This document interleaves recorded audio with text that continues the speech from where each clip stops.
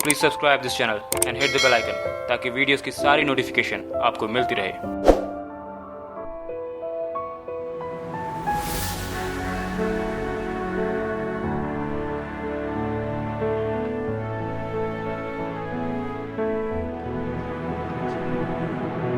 Hello नमस्कार, मैं हूं इस वक्त श्रवण बेलगोला में और ये है प्यारा सा मार्केट और इधर से जो रास्ता है वो ऊपर जाएगा और गोमटेश्वर जी यानी बाहुबली जी की लगभग 57 फीट की मूर्ति है और तकरीबन 1200 वर्ष पहले वो बनी थी। कौन बनाया क्लियर खास है नहीं। हाँ, ये पता था कि यहाँ पे यानी साउथ कर्नाटका के हिस्से में उस वक्त गंग वंश का शासन था और गंग वंश के ही राजाओं के द्वारा यहाँ पे यानी विंध्यगिरी के पर्वतों में एक मूर्ति बनवाई गई।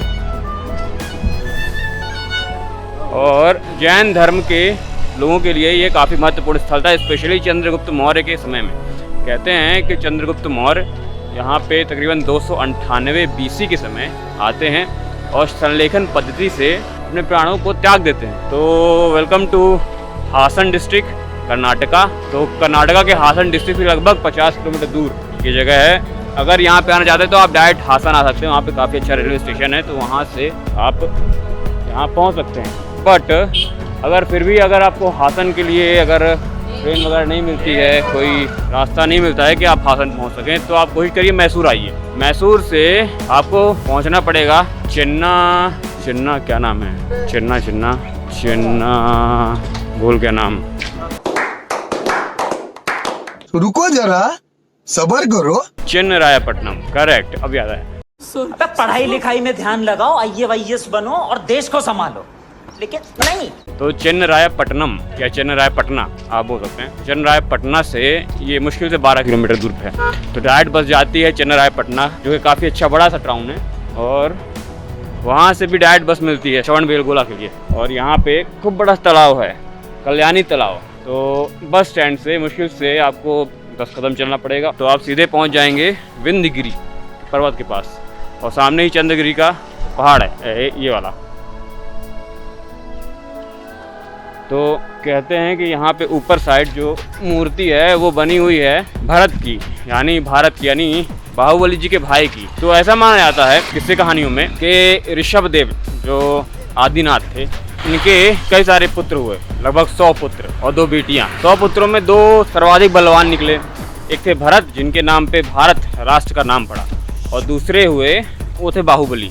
भरत ने ये सोचा, आखिर बड़े थे वो, कि चलो अब पूरे इस देश को कॉन्कर किया जाए। और वो ऐसा कर भी पाते हैं क्योंकि बाकी जो भाई रहते हैं यानी 98 भाई, वो सब उनके सामने सरेंडर कर देते हैं, छोटे रहते हैं, बोलते हैं ठीक है भैया आप ले लो, हमें शांति से जीने दो। बाकी सब मुनि बन जाते हैं। बट प्रॉब्लम तब क्रिएट होती है जब बाहुबली के पास उनका यानी भरत का एक संदेशा पहुंचता है कि भाई आप मुझे चक्रवर्ती सम्राट मान लो। मगर बाहुबली बोलते हैं कि नहीं भाई, मैं नहीं मानने वाला, आपको फाइट करनी पड़ेगी हमसे। तो जितने भी दरबारी थे वो ये बोलते हैं कि भाई अगर सेना लेके पहुंचेंगे तो बहुत लोग हताहत होंगे, इससे बेटर ये होगा कि आपस में 2 लोग बैठ के कंपटीशन कर लो। तो दोनों के बीच 3 प्रकार के युद्ध हुए और तीनों प्रकार के युद्धों में बाहुबली जीत जाते हैं। जीतने के बाद होता ये है कि उन्हें ये सब मोह माया लगने लगती है कि जैसे कोई और मुझे कंट्रोल कर रहा है। तो होता ये है कि वो बोलते हैं ठीक है भले मैं जीत गया हूँ, लेकिन भरत तुम अपने पास राजपाट रखो, तुम राज करो आराम से, कोई दिक्कत नहीं। और वो ध्यान लगाते हैं, ध्यान में इतने मगन हो जाते हैं कि उनके पूरे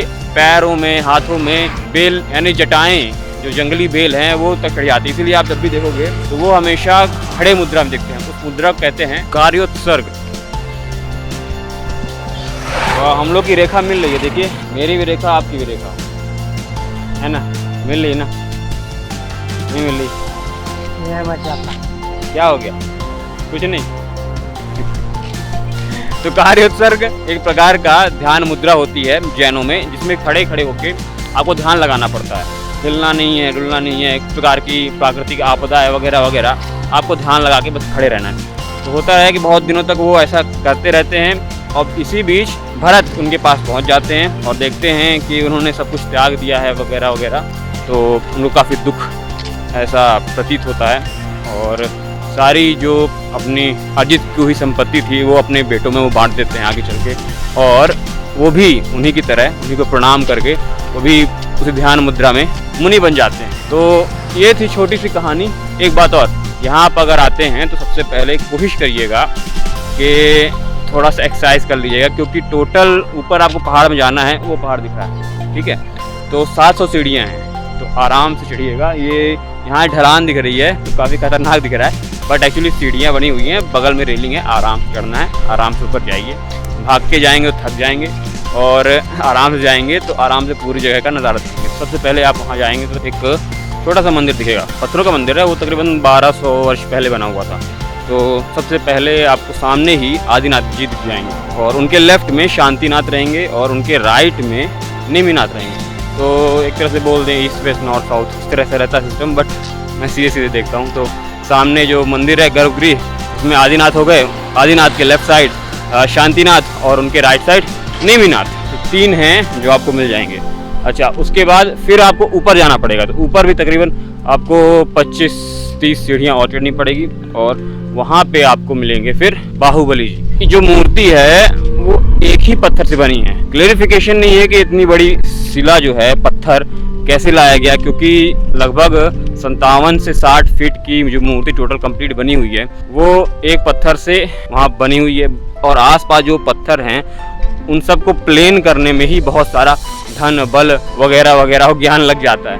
तो जो 57 फीट की जो मूर्ति है वो कम से कम कह सकते हैं 25 से 50 हज़ार टन की बनी होगी। तो ये पूरी जो पहाड़ी है वो पूरी की पूरी विंध्यगिरी है, और उसके पीछे उधर साइड चंद्रगिरी की पहाड़ी है। यहीं से आप पीछे मुड़ जाएंगे तो पीछे साइड उधर वहाँ पे कहते हैं चंद्रगुप्त मौर्य की समाधि है।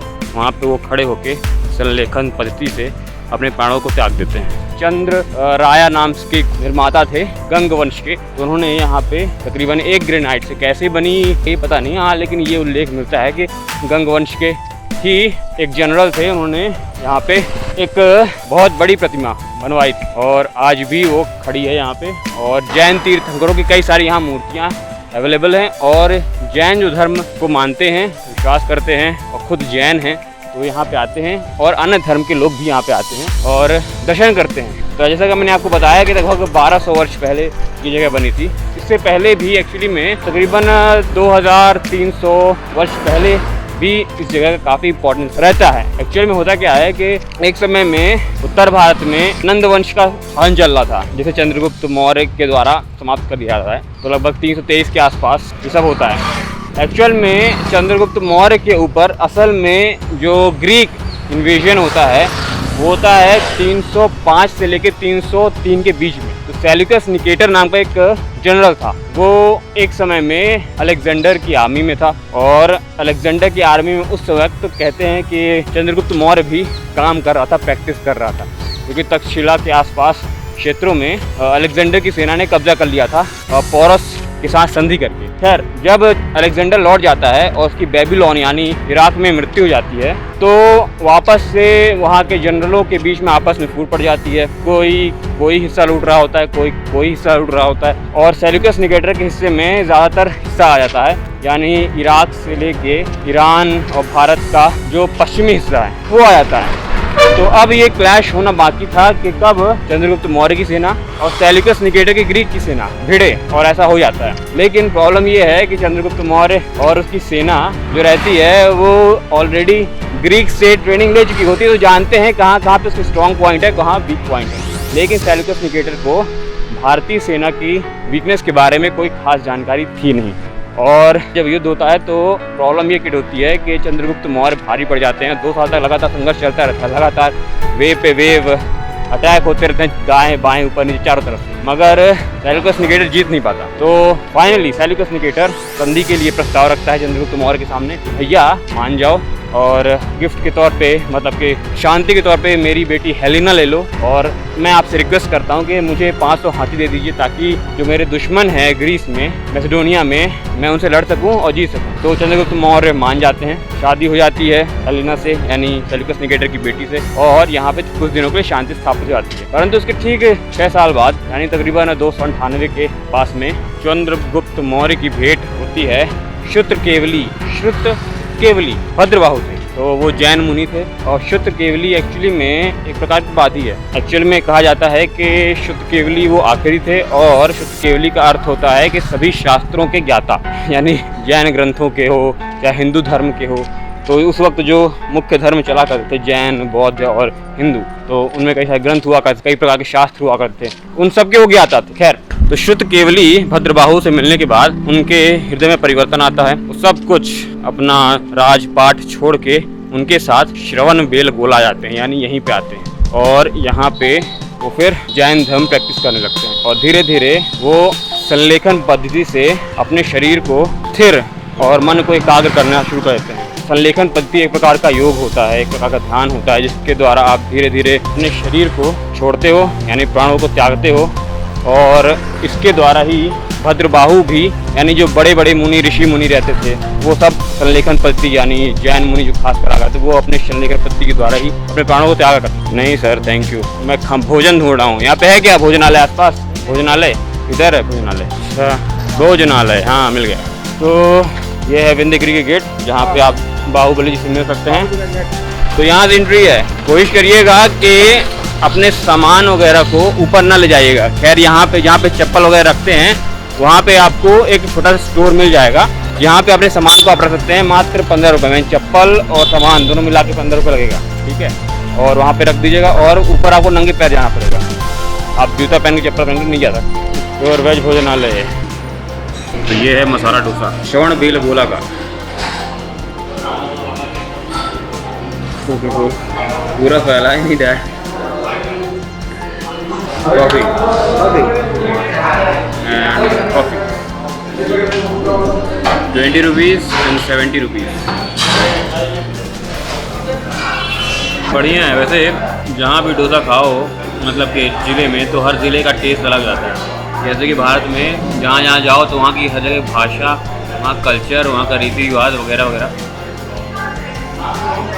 सब चेंज होता रहता है। तो वैसे ही डोसा भी चेंज होता रहता है। मध्य प्रदेश का टेस्ट अलग है डोसे का, गुजरात का अलग है, तमिलनाडु का अलग है, और तमिलनाडु में भी अलग अलग, रामेश्वरम अलग, कन्याकुमारी का अलग। मैसूर में भी डोसा खाया था, तो मैसूर का भी डोसा अलग, तो यहाँ का भी डोसा अलग है। तो यहाँ पे तो नहीं बता सकता कैसे कैसे, आप खाओगे तो पता चलेगा। इसलिए मैं तो कहता हूँ आओ और खाओ, खुद पता करो। तो डोसा और कॉफ़ी दोनों मिला के 75 रुपये पड़ा। कॉफ़ी काफ़ी अच्छी थी वैसे। यहाँ पे कॉफ़ी काफ़ी आपको सस्ती मिल जाएगी। जो मैं चाय चेक कर रहा था, वो चाय 30 रुपये की थी और कॉफ़ी थी वो 20 रुपये की। तो आपको अगर अच्छी कॉफ़ी चाहिए तो कर्नाटका ज़रूर आएँ, क्योंकि भारत में लगभग 70% कॉफ़ी अकेले कर्नाटका उत्पादन करता है, या उत्पादित करता है, उत्पादन होता है, मान लीजिए, ठीक है। मैसूर में, हासन डिस्ट्रिक्ट में, इस तरह के चिकमंगलूर में, ठीक है, कुर्ग में कई सारी शॉप्स रहती हैं छोटी छोटी, सिर्फ कॉफ़ी के लिए स्पेशली। तो वहाँ से आप पैक करवाइए। जो नॉर्मल कॉफ़ी है, जो आपको मार्केट में, बाज़ार में मिल जाती हैं, वो आपको मिलेंगी तकरीबन आपको 800, 1000, 1200 प्रति केजी। लेकिन यहाँ पे इसी तरह से आप जैसे एक शॉप में जाएंगे और बोलेंगे मुझे स्ट्रॉन्ग कॉफ़ी वाला, फ्लेवर वाला चाहिए कॉफ़ी, या फिर आपको नॉर्मल वाला चाहिए, तो उसके हिसाब से आपको कॉफ़ी पाउडर आपको प्रोवाइड करवा देंगे ओरिजिनल, ठीक है। और जो नॉर्मल कॉफ़ी का जो प्राइस होगा वो लगभग 400 रुपये केजी होगा मात्र। और वही आप नॉर्मल कॉफ़ी जो आपकी मार्केट में बिकती है, स्ट्रॉन्ग कॉफ़ी, तो बहुत मुश्किल से मिलती भी है, तो वो 2-3 हज़ार के ऊपर ही मिलती है। तो यहाँ पे स्ट्रॉन्ग कॉफ़ी मात्र 600 रुपये मैक्सिमम है, यानी 600 रुपये केजी की मैं बात कर रहा हूँ, ठीक है। तो कुदागू एक जगह है, एक गांव है, जहाँ पे कॉफ़ी की खेती होती कुर्ग में। तो कुदागू शॉप मुझे मैसूर में मिल गया था, जहाँ से मैंने कॉफ़ी ली थी। तो वहाँ जब मैंने पहली बार बीन ली, तो कॉफ़ी बीन पहली बार मैंने एक्चुअली टच किया था, तो एकदम गेहूं की तरह था, बट साइज़ में ट्रिपल था। जो छोटे वाली कॉफ़ी की बीन थे, जो बड़ी वाली कॉफ़ी की बीन थे, वो साइज़ में 5 to 8 टाइम्स था, ठीक है। और हल्के हैवी भी रहते हैं वो। और अच्छी बात ये है कि अपने हिसाब से आप उसे ब्लेंड करा सकते हो, ज़्यादा रोस्ट करना है, कम रोस्ट करना है। इससे क्या होता है कि कॉफ़ी का टेस्ट है वो चेंज होता है, तो अपने हिसाब से आप बनवा सकते हैं। तो फिलहाल अब मैं जा रहा हूँ बस स्टैंड, और यहाँ से कोशिश ये रहेगी कि निकल जाऊँगा बेंगलोर। तो अब आपको दिखाता हूँ चंद्रगिरी का रास्ता। तो मैं इसके पहले आपको दिखा रहा था तो विंध्यगिरी का रास्ता था, यानी बाहुबली जी का। और ये है भारत और अन्य तीर्थंकरों का कई सारी मूर्तियाँ हैं, लेकिन बता रहा हूँ ये रहा चंद्रगिरी।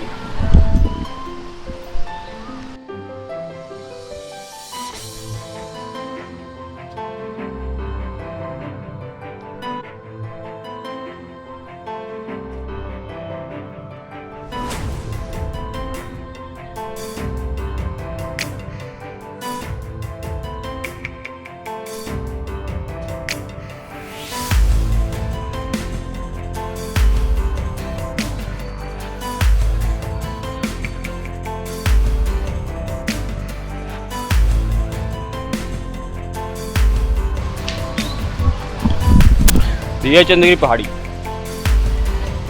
श्रवण बेलगोला में 2 मेन पहाड़ियाँ हैं। एक है विंध्यगिरी जो उधर साइड है, वहाँ पे सबसे मतलब 57 फीट की आपको मूर्ति मिल जाएगी बाहुबली जी की। और ये चंद्रगिरी पहाड़ी, यहाँ पे भी तीर्थंकरों का स्थान है काफ़ी सारा, तो आप अंदर जा सकते हैं, दोनों जगह जा सकते हैं। पहले आप वहाँ जाइए, ज़्यादा अच्छा है, वहाँ चढ़ के उतर आइएगा। अगर आपको थकान नहीं हुई होगी तो यहाँ पे आइएगा, क्योंकि अगर आपको मूर्ति देखनी है तो आपको वहीं जाना पड़ेगा। यहाँ पे भी है, ऐसा नहीं कि दोनों इम्पोर्टेंट अलग अलग है, कम या ज़्यादा है, बट अट्रैक्शन तो अट्रैक्शन होता है कि भाई इतनी पुरानी मूर्ति, 1200 वर्ष पुरानी मूर्ति, एक ही शिला से बनी हुई, थोड़ा सा मन तो लगता ही है कि भाई उस चीज़ को देख लिया जाए। तो सबसे पहले वहाँ जाइएगा, लगभग 700 स्टेप्स हैं और ख़तरनाक स्टेप्स बने हुए हैं, तो आराम से चढ़िएगा, आराम से रेलिंग पकड़ के, वरना उतरने में परेशानी होगी आपको, ठीक है। और पैरों में खासकर उतरते वक्त तो खासकर ध्यान दीजिएगा, क्योंकि चढ़ते वक्त तो आदमी आराम से घुटने मुँह को चढ़ जाता है, लेकिन उतरते वक्त और दिक्कत होती है। और ये है यहाँ का फर्स्ट स्टैंड, प्यारा सा सुंदर सा। होप आपको वीडियो पसंद आओ। रेलवे स्टेशन तक जाएगी ये वाली जाएगी, तो बस मिल गई। मिलते हैं नेक्स्ट वीडियो में, तब तक के लिए जय हिंद जय भारत।